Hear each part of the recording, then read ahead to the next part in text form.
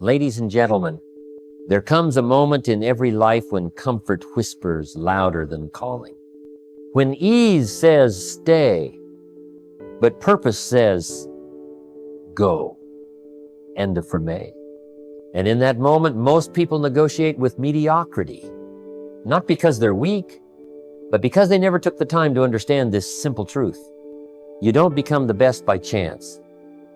You become the best by choice and then by habit. Now here's what I've learned. Life doesn't give you what you want. It gives you what you're willing to become. And if you're not becoming something stronger every day, you're becoming something weaker by default. You see, the average life is crowded, but greatness is quiet, it's early, it's lonely, it's uncomfortable, but it's not impossible. And today, I want to show you 10 ways to rise out of the crowd and into your calling. Because the path to becoming the best isn't hidden. It's just rarely walked. If you want to be the best at anything, you've got to start where no one can see you. That's the truth. Most people want the reward, but they're not willing to endure the rehearsal. They want the lights, but not the labor. The ones who rise to the top are not made in the arena, they're made in the quiet, in the early hours, in the cold mornings, in the evenings when the world is distracted, and you are focused. When I first got serious about changing my life, I didn't begin by announcing it to the world. I didn't need a grand entrance, I needed a grand foundation. I sat down with a yellow legal pad, broke man with big dreams, and I wrote. I wrote my goals, my mistakes, and the price I was willing to pay to turn it all around.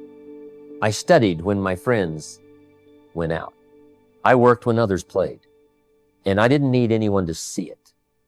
Because I wasn't building for applause, I was building for strength. That's what the dark season is for. I learned early on that wealth, real wealth, money, character, reputation, freedom is earned long before it's seen. Like the roots of a tree growing beneath the surface.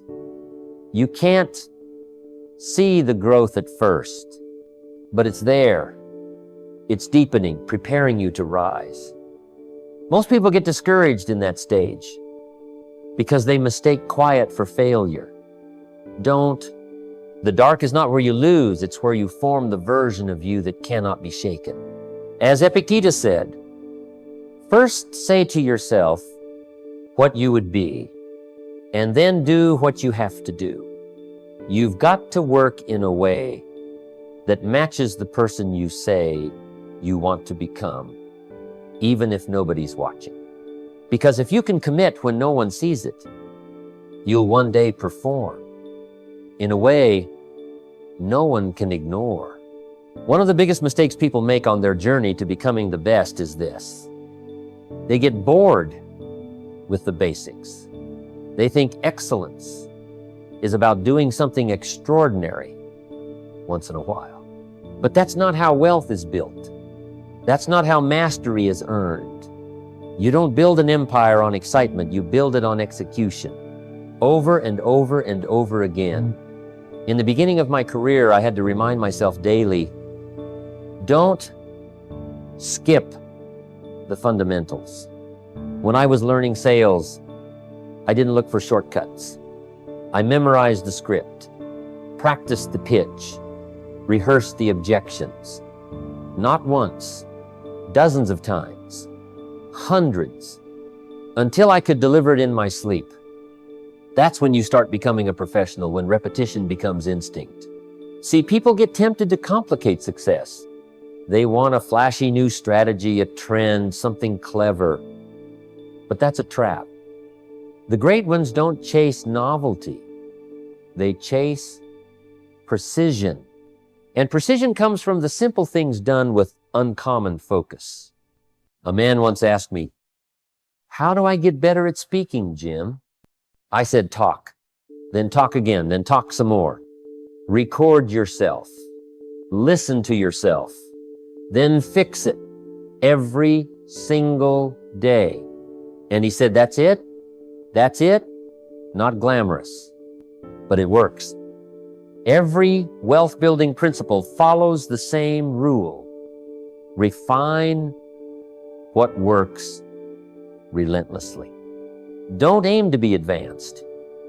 Aim to be so good at the basics that even your ordinary is extraordinary. Like the pianist who still practices scales after 30 years. Like the athlete who still drills footwork.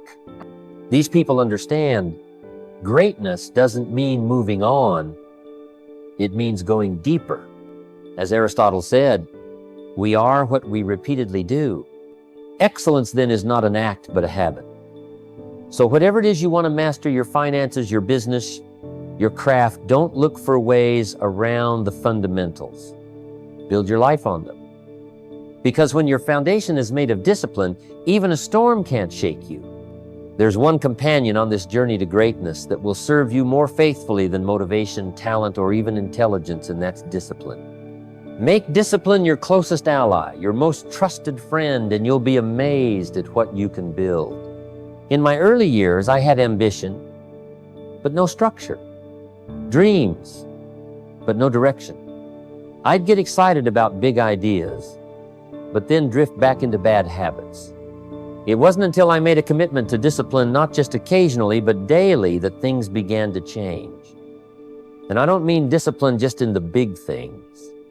I mean in the small, often unseen choices. Waking up when I said I would. Making the call I was dreading. Finishing the book I started. Tracking every penny when I barely had two to rub together. That kind of discipline builds something stronger than results. It builds self-respect. And let me tell you something. When you respect yourself, you start moving differently. You walk into the room with quiet confidence. You speak with purpose. You build wealth, not just in your bank account, but in your character. Discipline is doing what you said you would do long after the mood has left you. Everyone feels good on day 1, but what about day 30? Day 300? That's where separation begins. I used to watch the ones who started strong but faded fast. And I learned those who win are not the most inspired. They are the most consistent. The Roman poet Horace said, "Rule your mind or it will rule you." That's the truth. Discipline gives you that rule. It lets you act instead of react. And when your days are governed by principle instead of emotion, success stops being occasional, it becomes predictable. So don't wait for discipline to show up like a feeling. Invite it in like a friend. Treat it well, feed it daily, and lean on it when life gets uncertain. Because the best things in life don't come from chance, they come from discipline faithfully applied. Now let me tell you, if you want to rise above average, you can't just be interested in success. Interested people flirt with potential. They visit it on weekends. But those who become the best, they live with it. They're obsessed.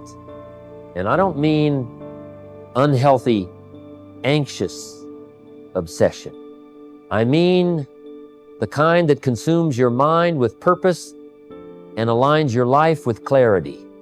The kind that makes you say, "This is my path. This is who I am, and I won't be shaken from it." When I first decided to change my life, I wasn't sort of interested in wealth. I was obsessed with figuring it out. I studied every day. I listened to recordings so many times. I wore the tape out. I'd carry index cards with quotes, ideas, notes everywhere I went. I didn't need someone to push me. The vision itself pulled me. And that's the mark of someone on their way to becoming the best. They don't wait for reminders. They're driven by something within. See, interest gives up when it gets hard. Obsession leans in Interest gets distracted. Obsession simplifies. Most people are interested in success as long as it's convenient. But obsession doesn't ask for comfort. It asks for commitment. It rearranges your schedule, your habits, your associations, even your conversations. Leonardo da Vinci once said, "Obstacles cannot crush me. Every obstacle yields to stern resolve." That's the power of obsession. It turns roadblocks into stepping stones. It doesn't seek variety, it seeks mastery. It doesn't scatter, it focuses. People told me I was too intense, too focused, too serious. But what they called too much, I called necessary asterisk, because I knew what I was after. And when you know that, you stop apologizing for your fire. You stop diluting your energy to make others comfortable. So, if you're going to choose, don't choose dabbling. Don't choose casual curiosity. Choose to be all in.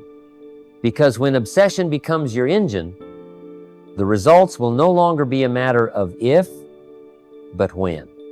One of the greatest secrets to becoming the best is this: build an identity so strong, so deeply rooted in principle, that it keeps working, even on the days you don't day. You see, motivation is wonderful. I love it, but it's not reliable. It comes and goes like the weather, but identity, now that's different. Identity doesn't ask how you feel, asterisk. It asks who you are, asterisk. I remember in my early career, there were days I didn't feel like making the calls.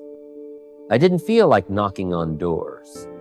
But I had already made a decision about the kind of man I was going to be. A professional, a man of discipline, a man who honors his word to others and to himself. That identity did the work when I didn't feel like it. And that's what you need if you want to rise above average, an inner contract, asterisk. It's no different than brushing your teeth. You don't wake up every morning excited to brush, but you do it. Why? Because it's part of who you are. That's what you must do with your craft, your business, your health, your finances. You make the work part of your identity. You no longer try, you just are. Asterisk. The Stoic philosopher Seneca said, "We become brave by doing brave acts." You don't wait to feel courageous. You act in courage until it becomes your nature. Same with excellence. Same with wealth. Same with leadership. You show up like the best, day after day, until your very presence carries the weight of discipline. And here's the real power. Once your identity is built on principle, momentum becomes automatic. You no longer rely on mood swings or quick fixes. Your habits carry you. Your reputation follows you. Your preparation supports you. Even when you're tired, even when life gets loud. So build it now. Build the kind of identity that shows up when you're not in the mood, that delivers, even when you're not at your best. Because that's the mark of greatness, not just how well you perform when everything's right, but how well your standards perform when everything's wrong. Now that you've heard the 10 ways to become the best at anything, the real question is, what will you do with them? Asterisk. Because the truth is, knowledge is only potential power. It's not enough to understand the principles. You've got to live them day by day, decision by decision, quietly, consistently, unshakably.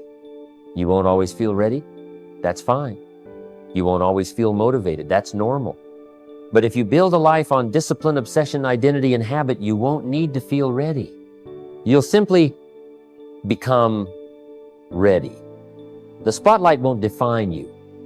The setbacks won't destroy you, because you'll be anchored to something far stronger than emotion. You'll be anchored to principle. So my challenge to you is this: take one of these principles today, just one, and put it to work. Build when no one's watching. Master the basics. Show up without applause. And when you do it again tomorrow and the next day, something incredible happens, you start transforming. Not by luck, not by chance, but by choice. Asterisk. So go now decide who you want to become. Then build a life that proves it. Let the world see not just what you do, but what you've become. The best version of you is waiting, but it won't wait forever. Asterisk.